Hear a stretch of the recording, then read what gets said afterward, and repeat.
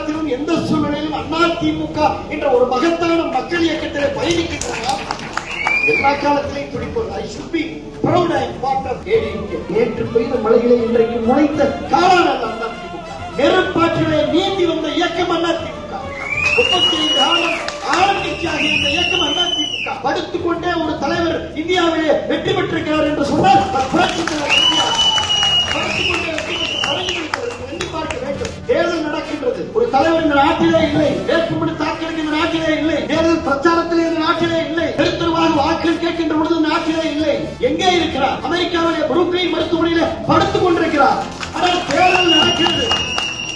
அவர் திரும்பி வரமாட்டார் என்று கருணாநிதி இன்றைக்கு சொல்லுகிறார். எம்ஜிஆர் தலைவர் படுத்துக் கொண்டே புரூக்லின் மருத்துவமனையில் இருக்கின்ற பொழுது அதிமுக என்ற மகத்தான இயக்கத்தை வெற்றி பெற வைத்து சிங்கமன படிக்கட்டிலே ஏறி வந்து ஆட்சிக்கு வரலையா?